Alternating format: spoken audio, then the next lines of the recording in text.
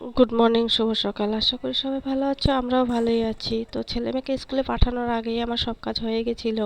তো ছেলেমেয়েকে পাঠিয়ে দিয়ে আমি আবার স্নান করে চলে আসলাম ঠাকুর ঘরে। আর মেয়েকে তো 10:30টায় আনতে যেতে হবে, আর আজকে বৃহস্পতিবার, যদি তাড়াতাড়ি না করি তাহলে তো হবে না। আর বৃহস্পতিবার দিন বেলা করে পূজা দিতে ভালো লাগে না, সকাল সকাল পূজা দিতেই ভালো লাগে। তাই ভাবলাম পূজাটা আগে সেরে নেই। তো ছেলে স্কুল যাওয়ার আগে আমাকে ফুল এনে দিয়ে গেছে। তো 4 দিন ধরে ওর বাবাও বাড়িতে নেই, আর সকালে রান্নাও করতে হয় না, তাই একটু সময় পাওয়া যায় ভালো করে পূজাটা দিতে। তো ভাবলাম পূজাটা দিয়েই নেই। আর এদিকে ছেলে মেয়ে আমি তিনজনেই আছি ঘরে। তো রান্নাটা পরে দুপুরেই করে নেব মেয়েকে এনে। তো পূজা করে যদি টাইম পাই তাহলে একটু মেশিনে বসবো, আর ভাতটা রান্না করে যাব, আর সবজিটা এসে রান্না করব। তো আমার পূজা কমপ্লিট হয়ে গেছে, একটু পরে বাসন নামাবো, তারপর আবার ড্রেস চেঞ্জ করে যাব রান্না করে, একটু চা বানিয়ে খেয়ে তারপর ভাত বসিয়ে দিব, তারপরে মেশিনে বসবো। তো বাড়িতে তো সাদা ফুল শিউলি ফুল আছেই, লাল ফুল নেই, তো লাল ফুলের জন্যই বাইরে পাঠানো হয় বাজারে। তো বৃহস্পতিবার দিন একটু আসনে ফুল দিয়ে ভরে পূজা দিলে খুবই ভালো লাগে।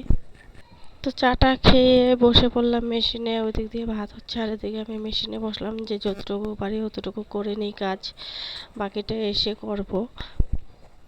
তো ভাতটা নামিয়ে এসে আবার বসে পড়লাম, ভাত হয়ে গেছে আমার। তো এদিকে চুড়িদারটা আমার কমপ্লিট হয়েই গেছে, একটুখানি বাকি আছে।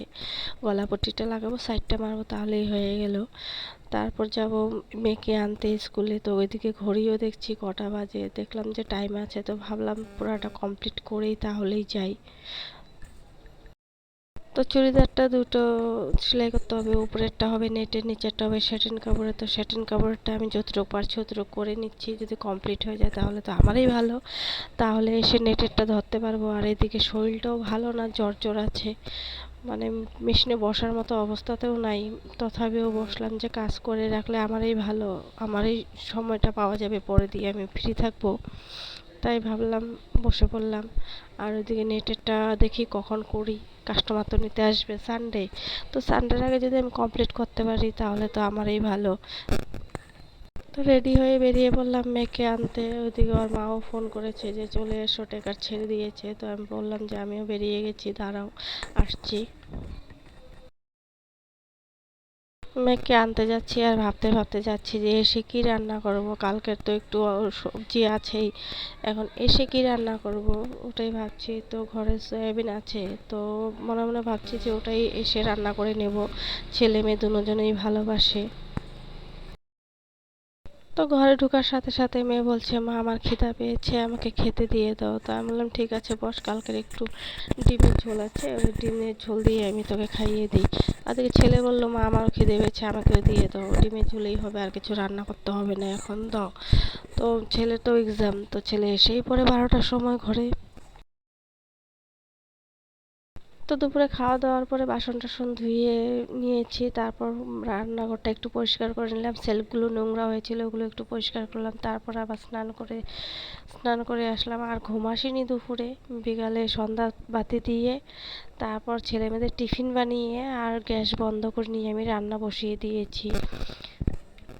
তো মাজা ঘষা হয়েই গেছে, ধোয়া পাকলা হয়ে গেছে, তার জন্য আমি একবারে নিরামিষই বসিয়ে দিয়েছি। আর আমার মেয়ে দিকে দেখো, মেও মেও খেলছে, মানে ক্যাট হয়েছে ও, বলছে মা আমি বিলাই হয়েছি দেখো। তো কার্পেটটা ধুয়ে দিয়েছিলাম, কার্পেটের উপরে বিলাইয়ের মতো গিয়ে ঘুমোচ্ছে আর খেলছে।